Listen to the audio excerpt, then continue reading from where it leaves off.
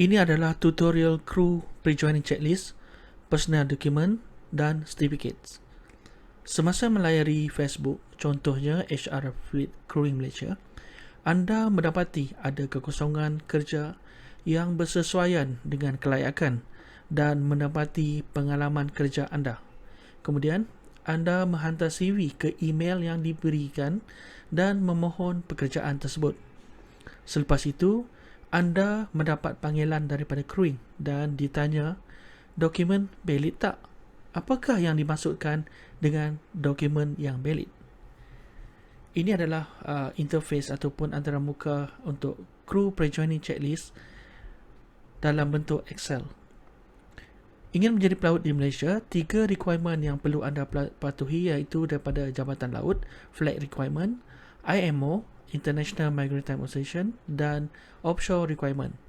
Ini adalah crew pre-joining checklist yang biasa digunakan pakai oleh crewing.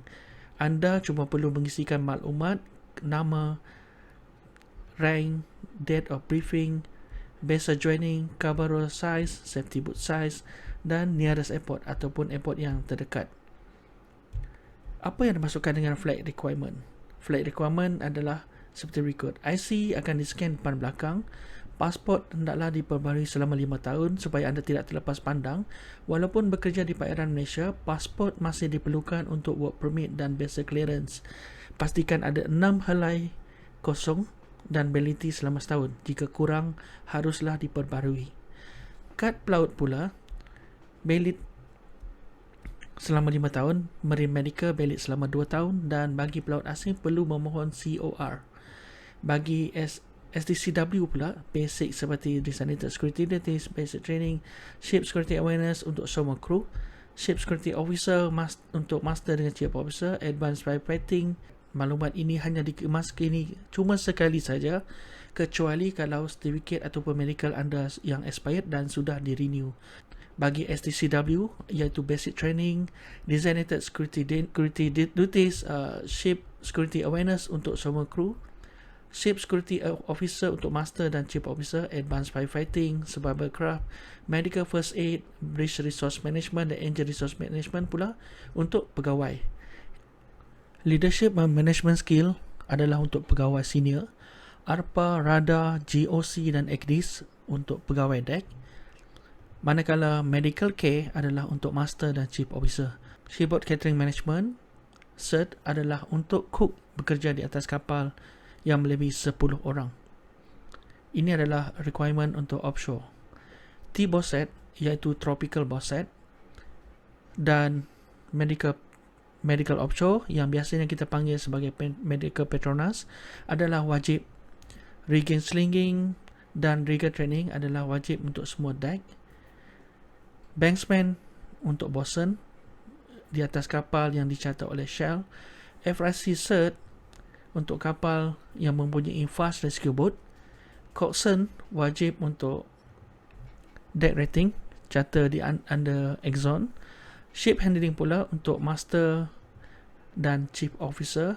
Loss Prevention System untuk semua kru yang bertugas di atas kapal Exxon. Kru yang bekerja di atas kapal Exxon juga diperlukan untuk membuat background screening ataupun walaupun cook sudah mempunyai shipboard catering management, cert requirement daripada IMO, food handling juga wajib ada.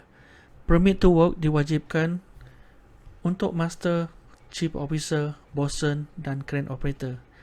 EOSP diperlukan untuk bertugas di atas kapal charter Petronas, PCSP, Shell Passport untuk charter Shell dan Safety Passport untuk charter Hibiscus. Bagi dokumen lain yang diperlukan adalah seperti Crew Agreement, MARDEP Crew Contract Agreement yang boleh diperoleh daripada website. Untuk bekerja di atas kapal merchant hanya perlu mematuhi flag dan STCW requirement sahaja. Manakala untuk bertugas di atas kapal offshore memerlukan anda mematuhi ketiga-tiga requirement tersebut iaitu flag requirement, iaitu Jabatan Laut, STCW certificate dan juga offshore requirement. Crew pre-joining checklist ini anda boleh download melalui link yang saya letakkan di bawah nanti. Anda boleh download untuk memudahkan anda menyemak personal document dan certificate. Ini ada sedikit cara untuk anda update. Saya mengambil contoh diri sendiri.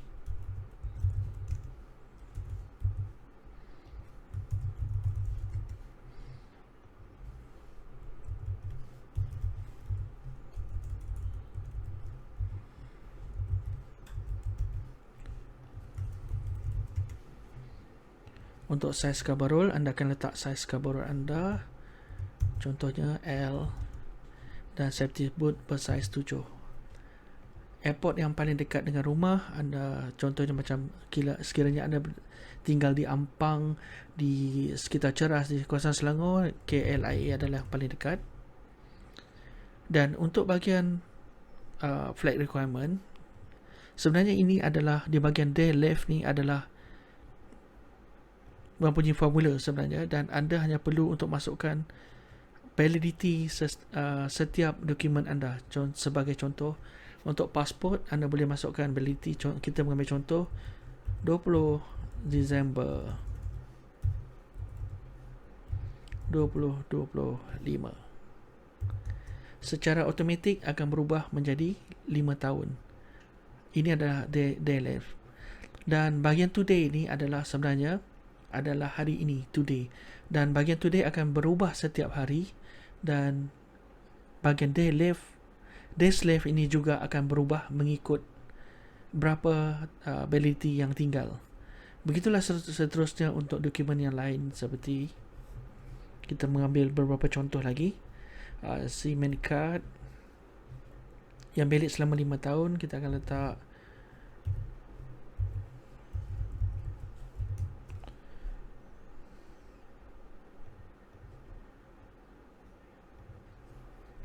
untuk marine medical valid selama 2 tahun. So kita akan letak sebagai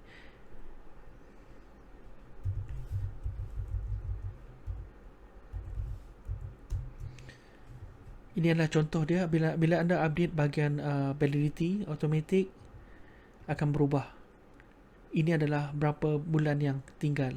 So ini akan memudahkan untuk anda menyemak dokumen dan setiap validity yang ada di dalam pre-joining checklist anda. Begitulah anda untuk update yang seterusnya. Semoga tutorial ini bermanfaat.